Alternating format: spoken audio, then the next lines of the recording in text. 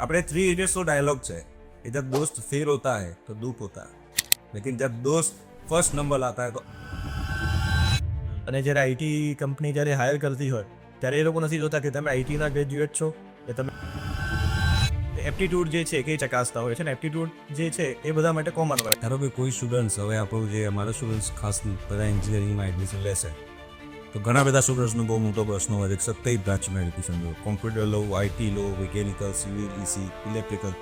તો એવું ખરું કે બાળકો જ્યારે હોસ્ટેલમાં જતા હોય એટલે હોમસિક પણ થતા હોય છે. હા, મને લાગે છે કે આ પીરિયડ જે છે એમાં તમને ઘણી બધી ફ્રીડમ મળતી હોય છે. તમે મને કીધું કે એનઆઈટીમાં પહેલાં ઇલેક્ટ્રોનિક્સ હોય, યસ, પછી મિકેનિકલ વ્યાજી, તો એ તમે ઇન્ટરેસ્ટ પ્રમાણે ભર્યું હતું કે અત્યારે જે નશાનું જે ચાલે છે ઘણા લોકો દેખાદેખીમાં મતલબ નશો કરતા હોય છે.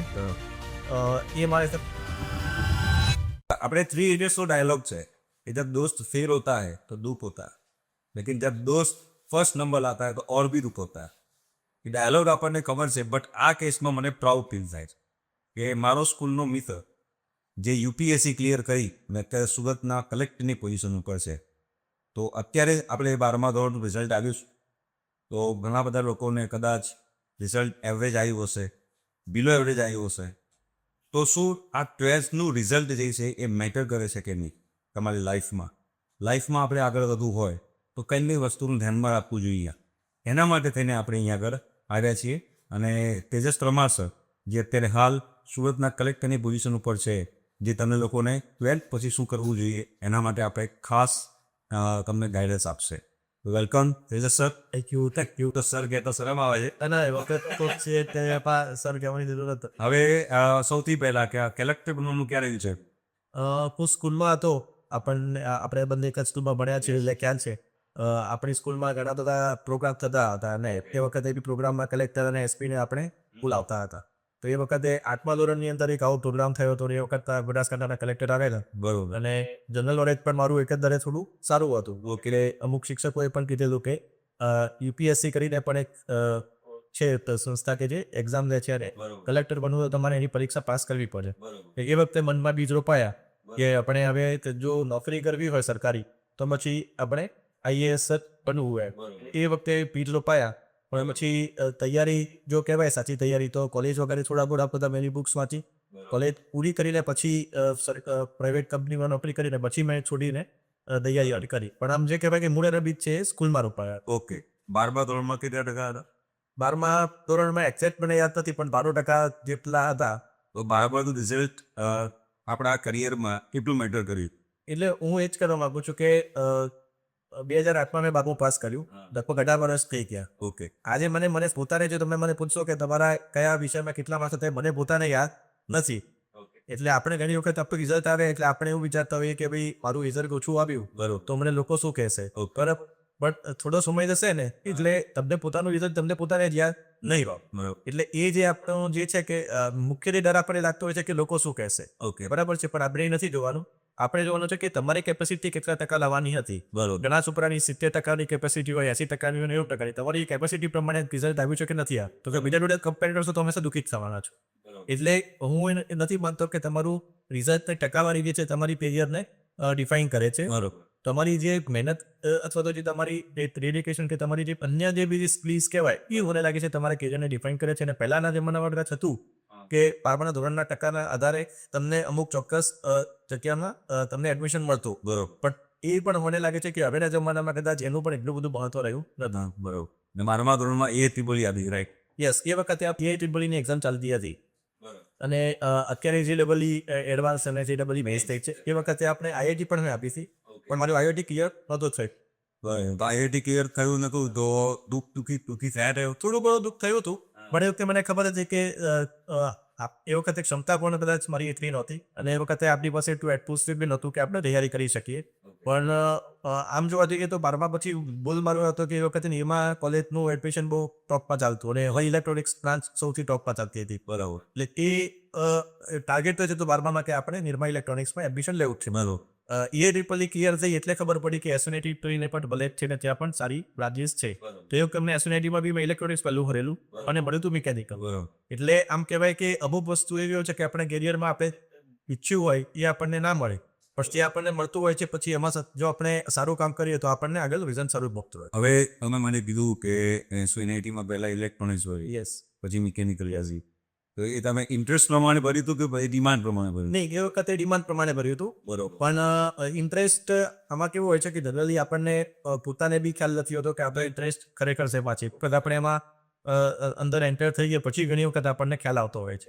એટલે જનરલી આપણું ડિસિઝન 12મા ધોરણમાં એવી જ હોય છે કે સારી કોલેજમાં સારી બ્રાન્ચમાં મળી જાય, અને આપણે મોસ્ટલી આપણે ડિમાન્ડ જ જોતા હોઈએ છીએ. પણ હવે ડિમાન્ડ પણ આપણે કેવું છે કે એ વખતથી ડિમાન્ડ કરતાં હવે આગામી વર્ષ પછીની ડિમાન્ડ રહેશે, તો થોડો ઘણો આઈડિયા હોય તો મતલબ આપણે કહી શકીએ. ઓકે, તો હવે ધારો કે કોઈ સ્ટુડન્ટ્સ, હવે આપણું જે અમારા સ્ટુડન્ટ્સ ખાસ બધા એન્જિનિયરિંગમાં એડમિશન લેશે, તો ઘણા બધા સ્ટુડન્ટ્સનો બહુ મોટો પ્રશ્ન હોય છે કે 27 બ્રાન્ચમાં એડમિશન લો, કોમ્પ્યુટર લો, IT લો, મિકેનિકલ, સિવિલ, EC, ઇલેક્ટ્રિકલ, તો એવું ખરું કે આ જ બ્રાન્ચમાં જે રીતે આપણું કરીએ બને? ના, એવું નથી. આમ તો એકેડેમિક્સમાં તમારો મતલબ અત્યારે અનુભવ વધારે એટલે તમે વધારે કંઈક સારી રીતે કરી શકું, પણ મને એવું લાગે છે આટલા વર્ષના અનુભવ પછી કે બ્રાન્ચ પછી ધોરણ થઈ જાય છે. અનલેસ કે તમારો પોતાનો ઇન્ટરેસ્ટ એ બ્રાન્ચમાં પહેલેથી હોય. એવા લોકોને એવું હોય ઇલેક્ટ્રિકલ ડિવાઇસીસ સાથે મતલબ કામ કરવાનો બહુ શોખ હોય. ઘણા લોકોને પહેલેથી જ મતલબ જ્યારે સ્કૂલ ટાઈમમાં હોય ત્યારથી કોડિંગનો શોખ હોય, તો કદાચ તમને જે બ્રાન્ચ તમને જેનો શોખ હોય એ બ્રાન્ચ તમે લો તો મને લાગે છે વધારે અનુકૂળ થાય. પણ જો કોઈ એવી આપણને પોતાને ખબર ના હોય કે મારો ઇન્ટરેસ્ટ એમાં છે, તો સ્પેસિફિકલી કોઈ પણ બ્રાન્ચ માં જઈએ એનો પાછળથી મને લાગે છે કોઈ બહુ વધારે ફરક પડતો નથી. ખાસ કરીને અમુક બ્રાન્ચ એવી જેમ કે ઇલેક્ટ્રિકલ છે, મિકેનિકલ છે, કેમિકલ છે, તો એવું પણ અનુભવાયું છે, તમને પણ ખ્યાલ હશે કે જ્યારે પણ આપણી મતલબ પ્લેસમેન્ટ માટે કંપનીઓ આવતી અને જ્યારે IT કંપની જ્યારે હાયર કરતી હોય ત્યારે એ લોકો નથી જોતા કે તમે IT ના ગ્રેજ્યુએટ છો કે તમે કેમિકલના ગ્રેજ્યુએટ છો કે મિકેનિકલના ગ્રેજ્યુએટ છો. એ લોકો તમારી જે એપ્ટિટ્યૂડ જે છે એ ચકાસતા હોય છે, ને એપ્ટિટ્યૂડ જે છે એ બધા માટે કોમન હોય છે. હું એક સિમ્પલ એક્ઝામ્પલ આપીશ. મારો જ રૂમમેટ એક હતો, એણે મારી સાથે મિકેનિકલ એન્જિનિયરિંગ કમ્પ્લીટ કર્યું. પછી એણે થોડો સમય માટે એક કંપનીમાં જોબ કરી.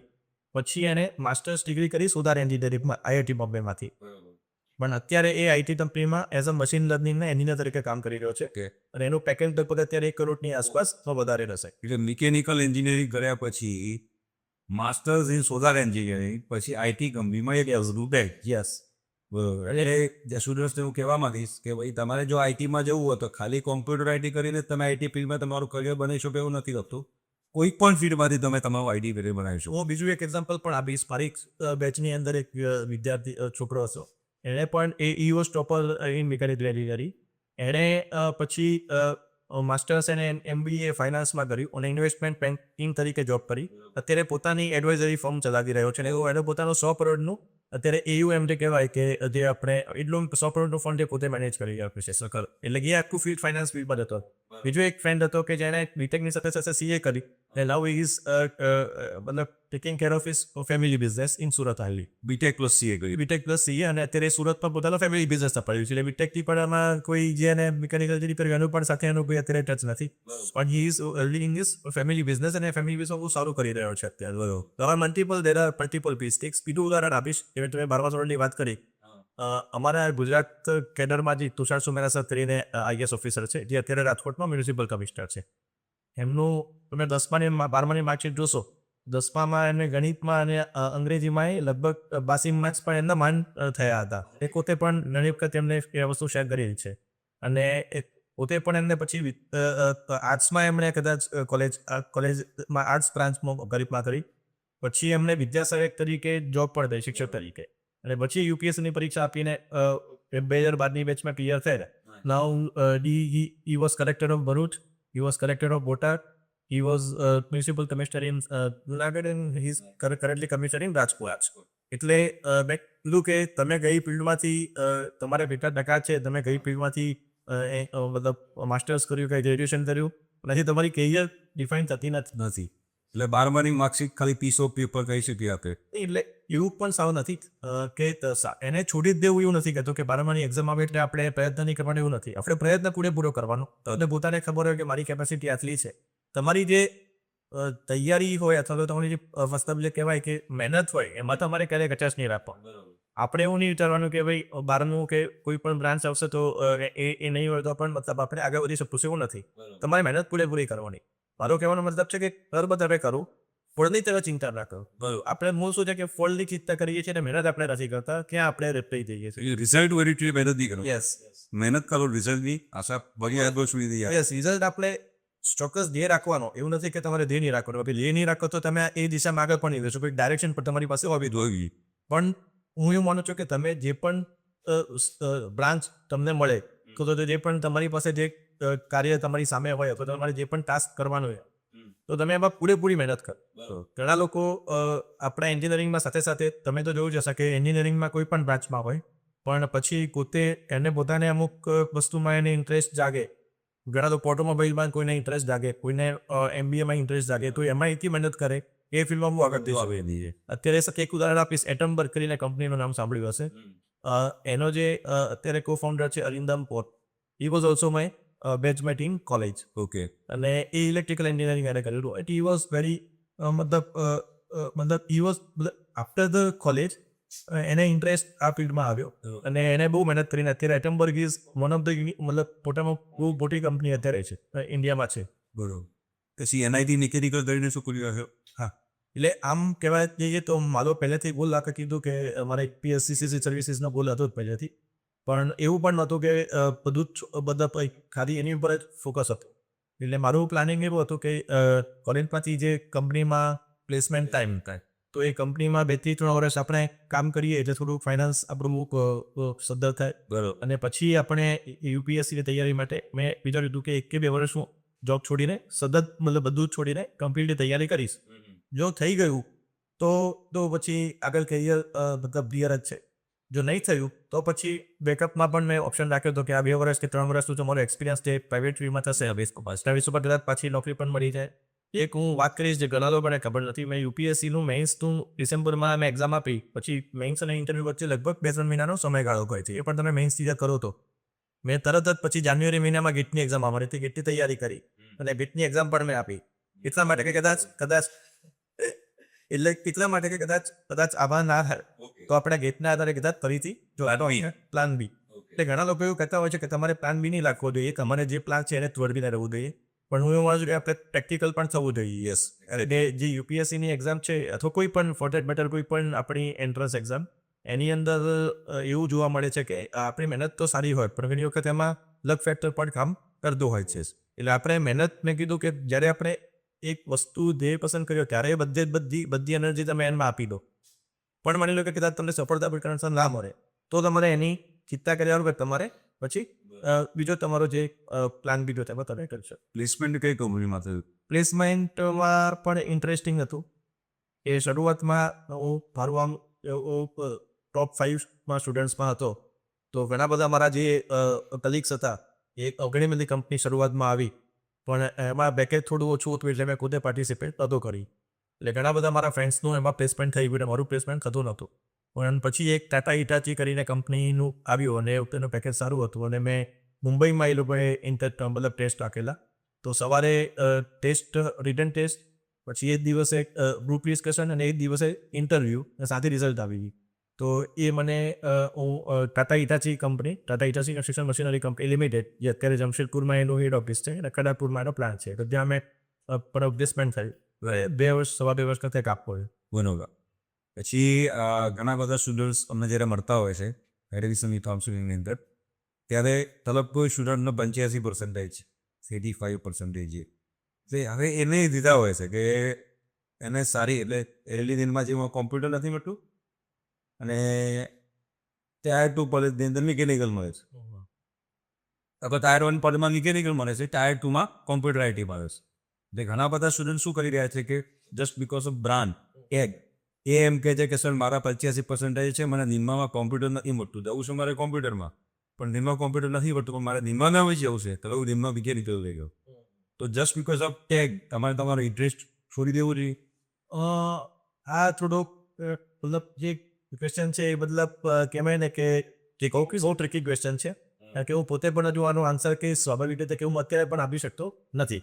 પણ ઘણી વખત ગટ ફિલિંગ આપણી કામ કરતી પણ એટલે પણ મને એવું લાગે છે કે જો કોલેજીસ વચ્ચે બહુ વધારે અંતર ના હોય એના બ્રાન્ડમાં જો એકદમ મતલબ માની લો કે કોલેજ જે કહેવાય કે એનો રેન્ક અથવા તો એનું એજ્યુકેશન એટલું સારું નથી તો કદાચ આપણે કોલેજને પ્રિફર નહીં કરતા બ્રાન્ચ પ્રિફર કરવી જોઈએ. બરાબર. માની લો કે કમ્પેરેબલ કોલેજ હોય બીજી બધી એકબીજા સાથે મતલબ કમ્પેરેબલ હોય તો સ્ટીક ટુ બ્રાન્ચ. તો સ્ટિક ટુ બ્રાન્ચ. ઓકે. એક બે કોલેજના અંતરથી બહુ ટાયર સી હોય તો you can change the branch. Yes same tier વનની અંદર એલડીડીમાં હોય તો તમારે કંઈ કરવાની જરૂર નથી. હા નહીં તો ધારો કે ટાયર 1 અને ટાયર 3 કોલેજ હોય તો ટાયર 1 માં તમને કોઈ બ્રાન્ચમાં મળતું હોય હા. અને ટાયર 3 માં તમને તમારી બ્રાન્ચ મળતી હોય તો તમારે ટાયર 1 ને એક્ઝેક્ટલી. કોલેજ સિલેક્ટ કરવી જોઈએ. બરોબર. અને જો ટાયર 1 અને મતલબ ટાયર 1 માં જ બનેલો કે કોલેજ સરખી શકીએ છે તો તમારી જે બ્રાન્ચ અને જે મળતી હોય તો તમારે લેવું નહીં. રાઈટ. પછી યુપીએસસીની તૈયારી તમે જોબ તમને મળી એ પછી ચાલુ કરી કે એની પહેલા સાથે જ હતી? એટલે મારી ઈચ્છા પહેલેથી હતી. એટલે મેં જ્યારે હું કોલેજમાં હતો ત્યારે હું યુપીએસસી સ્પેસિફિક નહીં પણ આમ જે ન્યૂઝપેપર્સ વાંચવાનો મને શોખ હતો. પછી હું ઘણી બધી બુક્સ જે ડાયરેક્ટ યુપીએસસીમાં કામમાં ના આવે પણ ઇનડાયરેક્ટલી કામમાં આવે જેમ કે નવલકથાઓ છે અથવા અમુક બુક્સ જે છે જે હિસ્ટ્રી રિલેટેડ છે કે જે તમે યુપીએસસીની પ્રિપેરેશન કરતી વખતે તમને એટલો ટાઈમ ના મળે. પણ આ બધી વસ્તુઓ એટલા માટે કે તમારે ઘણી બધી વસ્તુઓની એમાં નોલેજની જરૂર પડે. એટલે એ બધી વસ્તુઓ મેં વાંચવાની તૈયારી પહેલેથી જ કોલેજમાં કરી દીધી હતી. ત્યારથી જ નોટ શુરાવ થતા. નોટ્સ ના એના પછી બનાવવાની ચાલુ કરી. નોટ્સ તો જ્યારે મેં તૈયાર કરેલું ત્યારે કરી હતી પણ બુક્સ વાંચવાનો મને શોખ હતો એટલે બુક્સ તે રીતે પસંદ કરતો કે જે મને યુપીએસસીમાં હેલ્પ કરી શકે. સિમિલરલી જ્યારે જોબ મળી ત્યારે જોબમાં પણ મેં એ યુપીએસસીના અભ્યાસક્રમના રિલેટેડ જે પણ બુક્સ હોય એમાંથી અમુક બુક્સ પણ મંગાવીને મારી રીતે વાંચવાનું ચાલુ કર્યું. પણ જે ડેડિકેટેડ જે તૈયારી કહેવાય કે 100% ડેડિકેટેડ ટુ યુપીએસસી પ્રિપરેશન એ મેં જોબ છોડીને પછી કરી. પછી મુરત મને એક સ્ટુડન્ટ એક ક્વેશ્ચન એવો પૂછ્યો હતો કે સર મારે યુપીએસસીની પ્રિપેરેશન કરવી છે તો એન્જિનિયરિંગમાં કઈ બ્રાન્ચ વધારે હેલ્પફુલ થાય? એવું કંઈ ખરું કે આ બ્રાન્ચ હોતી યુપીએસસીમાં નહીં એવું બિલકુલ નથી. આમાં જો બે વસ્તુ છે. યુપીએસસી છે તો તમારે અત્યારથી નક્કી હોય કે મારે વૈકલ્પિક વિષય એટલે કે ઓપ્શનલ પેપર તરીકે તમારે તમારા એન્જિનિયરિંગ ફિલ્ડની જ જો બ્રાન્ચ રાખવી હોય તો તમે એ વખતે કદાચ તમને કદાચ સિવિલ એન્જિનિયરિંગ ને સુધો મિકેનિકલ એન્જિનિયરિંગ કે મે બી ઇલેક્ટ્રિકલ એન્જિનિયરિંગ અરે કેમિકલ એન્જિનિયરિંગ કે આ ચાર જે એન્જિનિયરિંગ છે એના જ ઓપ્શનલ પેપર તરીકે આવતા. બરાબર. તો કદાચ તમે એ દિશામાં વિચારો તો બરાબર છે. પણ બાકી જો તમારો ઓપ્શનલ સબ્જેક્ટ તમારે એના સિવાયનો કોઈ ટેકનિકલ નોન ટેકનિકલ રાખવાનો હોય તો પછી કોઈ પણ બ્રાન્ચ હતો. એન્જિનિયરિંગનો ઓપ્શનનો જે નોન ટેકનિકલ સબ્જેક્ટ હોય છે યસ ધારો કે મારો ઓપ્શનલ સબ્જેક્ટ મેં ગુજરાતી લિટરેચર રાખ્યો હતો ત્યારે મારું એજ્યુકેશન મિકેનિકલ એન્જિનિયરિંગનું હતું. એવું કોઈ યુપીએસસી રિફાઇટ કર્યું કે તમારે ઓપ્શનલ જ રાખવો જોઈએ એ આપણી ચોઈસ છે. પણ હવે તમારે જો ઓપ્શનલ તરીકે તમારે એન્જિનિયરિંગનો સબ્જેક્ટ રાખવો છે તો પછી તમે એ જ બ્રાન્ચ પસંદ કરો કે જે ઓપ્શનલમાં આપણને હેલ્પ કરી શકે.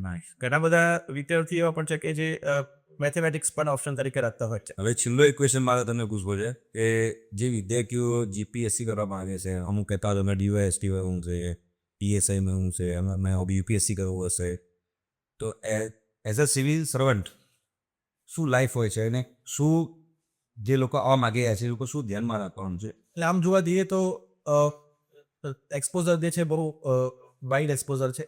તમને અલગ અલગ લોકો સાથે કામ કરવાનો અનુભવ મળે છે. અલગ અલગ વિસ્તારમાં કામ કરવાનો અનુભવ મળે છે.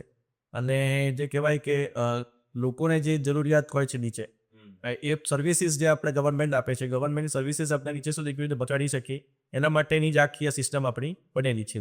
એટલે એક્સપોઝર બહુ સારું છે. કોન્ટેક્ટ એટલે કેવી કહેવાય કે તમને અલગ અલગ ક્ષેત્રના ઘણા બધા લોકો તમને આમાં મળતા હોય છે. એટલે એ રીતે આમ કહેવાય કે તમને એક જ પ્રકારનું કામ આપણે જેમ કંપનીમાં કરતા હોઈએ એ પ્રકારની આમાં જોબ પ્રોફાઇલ નથી જતી. ઘણા બધા અલગ અલગ પ્રકારના સબ્જેક્ટ્સ કરીએ કદાચ તમને પહેલી વખત જેની વખત ખ્યાલ આપતો હોય એવા બધા સબ્જેક્ટ્સ આમાં આપણે ડીલ કરવા પડતા હોય છે. એક બીજી અગત્યની વાત હું કહી દઉં કે કોઈ પણ એક્ઝામ કોમ્પિટિટિવ એક્ઝામ એમાં આપણે ઘણી બધી વખત આપણને ખબર નથી કે કયા પ્રકારની એક્ઝામ્સ પણ હોય છે. તો એસએસસી સીજીએલની એક એક્ઝામ આવે છે. પછી એવી રીતે બેન્કિંગ માટે પણ એક્ઝામ આવે છે. યુપીએસસી ફક્ત સિવિલ સર્વિસની પણ એના સિવાય ફોરેસ્ટ સર્વિસની એક્ઝામ પણ લે છે અને બીજી પણ ઘણી બધી એક્ઝામ્સ યુપીએસસી કન્ડક્ટ કરે છે. દરેક એક્ઝામમાં અત્યારથી જો તૈયારી કરવી હોય સપોઝ 12મા પછી તમારે કોલેજનો સમયગાળો છે તો 2 કે 3 વસ્તુ જે છે દરેક એક્ઝામમાં કોમન હોય છે. એની ઉપર જો તમે ફોકસ કરશો તો મને લાગે છે કે તમારા ચાન્સીસ જે બીજી એક્ઝામમાં પાસ કરવાના છે વધી જશે. ખાસ કરીને તમારું જો મેથેમેટિક્સ જે છે એટલે કે 12મા સુધીનું જે ગણિત એમાં બી સંકલન વિકલનવાળા પ્રશ્નો નહીં પણ જે 8-10મા ધોરણ સુધીનું જે ગણિત કહેવાય કે જેમાં બેસિક એરિથમેટિક આવે, એવરેજના પ્રશ્નો આવે, પ્રોફિટ અને લોસના પ્રશ્નો આવે, પર્સન્ટેજના પ્રશ્નો આવે, પેલા આપણા વર્ક અને ટાઈમના પ્રશ્નો આવે. તો જે કહેવાય કે એ ટાઈપના પ્રશ્નો પ્લસ બેસિક તમારું ઇંગ્લિશ એટલે આપણે આના છે ગવાલબુ હા યસ એ કહી શકીએ. યસ અરે સબ્જેક્ટ પણ એમાં પણ ઘણી બધી ક્લિક્સ અને તો આજકાલ યુટ્યુબ પર બધી વિડીયો સારા સારા છે કે જ્યાં તમને કોઈ બેસિક ક્લિક્સ મળી જાય છે. તો એ બુક મને લાગે છે કે તમે એનું પ્રેક્ટિસ ખૂબ વધારે કરો અને ઇંગ્લિશ તમારી વોકેબ્યુલરી પ્લસ તમારી ગ્રામર અને થોડું ઘણું કોમ્પ્રિહેન્શન એટલે થોડું રીડે ઇંગ્લિશ માં રીડે આ બંને વસ્તુ તમારો બેઝ તમારે સ્ટ્રોંગ બનાવવો જ જોઈએ. તો બેકની એક્ઝામ હોય, સીજીએલની એક્ઝામ હોય કે પછી યુપીએસની પણ એક્ઝામ હોય તો આ ઇવન જીપીએસસીની એક્ઝામ આ બધી વસ્તુ તમને જે સબ્જેક્ટમાં સ્કોર દેવામાં અને એમાં બહુ ગાપ લાગશે. એટલે એ બેઝ તમારો પાકવો હશે તો તમે પર્ટિક્યુલર એક્ઝામની ચોઇસ કરશો કે હવે મારે આ એક્ઝામની તૈયારી કરવી છે તો તમારો બેઝ પાકો હશે તો તમારે બીજી બધી જે એના સ્પેસિફિક સબ્જેક્ટ તૈયારી કરવામાં તમે સમય વધારે આપી શકશો અને તેમાં ઇઝી મતલબ ઓછો કરી શકશો. ઓકે, અને લાસ્ટ ક્વેશ્ચન એ કે 12મા ધોરણના છોકરાઓને હવે ગ્રેજ્યુએશનમાં શું ના કરવું જોઈએ? હવે રહ્યું બધું એલર્ટ રહેવું જોઈએ કે આ વસ્તુ તમારા લોકોએ નથી કરવાની, તો એ તમારા તરફથી કોઈ યસ, એટલે આ ફેઝ કેવો છે કે આપણે લાઈફને એક્સપ્લોર કરતા હોઈએ છીએ. ઘણી વખત 12મા ધોરણ સુધી તમે એક જ જગ્યાએ રહ્યા હોય એટલે ઘણી બધી વસ્તુ આપણે હોમ સિક પણ કહેવાય કે ઘણા બાળકો જ્યારે હોસ્ટેલમાં જતા હોય એટલે હોમ સિક પણ થતા હોય છે. હા, મને લાગે છે કે આ પીરિયડ જે છે એમાં તમને ઘણી બધી ફ્રીડમ મળતી હોય છે. બરોબર. એટલે ફ્રીડમના બે પહેલું છે કે એક ફ્રીડમ એવી છે કે જેમાં તમે તમારું પોતાનું કામ પણ કરી શકો છો. જેમાં ફ્રીડમ એવું છે કે તમે ઘણી બધી વસ્તુમાં ડાયવર્ટ પણ થઈ શકો છો.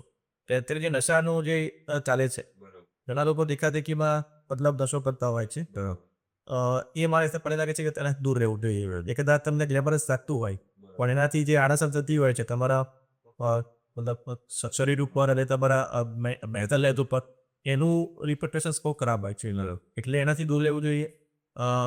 નો ડાઉટ તમે ઘણું બધું એક્સપ્લોર કરી શકો. વર્લ્ડ ટેલિવિઝન છે, વર્લ્ડ મૂવીઝ છે, બીજી બધી તમે નોવેલ્સ છે, એ બધી વસ્તુઓ તમે એક્સપ્લોર કરો એમાં બી વાંધો નથી. પણ જે કહેવાય કે ખરાબ સંગતિ અને જે નશો એ બંને વસ્તુથી તો ખાસ કરીને દૂર રહેવું જ જોઈએ. બાકી તમે લાઈફને ફૂલ એન્જોય કરો. તમે ભણવાનું કામ તો કરો પણ ભણવા સિવાય પણ ઘણી બધી બુક્સ તમે વાંચો, ઘણું બધું રીડિંગ કરો, તમે ટ્રાવેલ બી થતું હોય તો કરો.